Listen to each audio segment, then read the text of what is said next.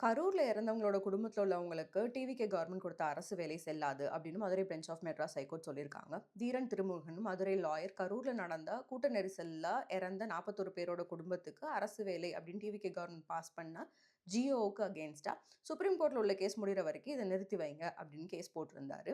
July 27 Madurai bench of Madras high court வந்து அந்த GO செல்லாது அப்படின்னு சொல்லிட்டு ஒரு 5 விஷயம் சொல்லியிருக்காங்க. முதல் விஷயம், இது article 14 and 16 right to equality and equality of opportunity ரெண்டத்தையும் வயலேட் பண்ணுது. கருணை அடிப்படையிலான அப்பாயின்மெண்ட்ஸ்ல வெவ்வேறு டிபார்ட்மெண்ட்ஸ்ல இன்னும் நிறைய பேர் அதுக்காக வெயிட் பண்ணிட்டு இருக்காங்க. அவங்களெல்லாம் தாண்டி இந்த 41 பேருக்கு கொடுக்கறது சரியில்லை.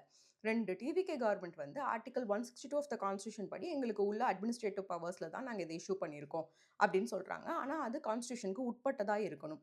இங்கே வந்து அது 14 அண்ட் 16 ஆஃப் த கான்ஸ்டியூஷனை வயலேட் பண்ணுது.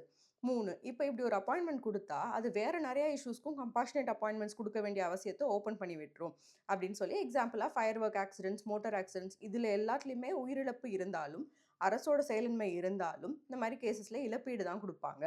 4, ஏன் அந்த குடும்பத்தில் உள்ள உரிய ஒருத்தருக்கு வந்து டெக்னிக்கல் ஸ்கில்ஸை வளர்க்குறதுக்கு நீங்கள் உதவக்கூடாது? அவங்க ஒரு ஆண்டர்ப்ரூனர்ஸாக, லீடர்ஸாக, செல்ஃப் சஃபிஷியன்ட் இண்டிவிஜுவல்ஸாக ஆகிறதுக்கு அது வந்து ஹெல்ப்ஃபுல்லாக இருந்திருக்குமே அப்படின்னு சொல்லியிருக்காங்க.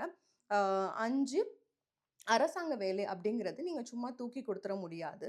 அந்த வேலையோட மதிப்பு தெரிஞ்சு, அதுக்காக கஷ்டப்படுற உரிய நபர்களால அது சம்பாதிக்கப்படணும் அப்படின்னு சொல்லியிருக்காங்க.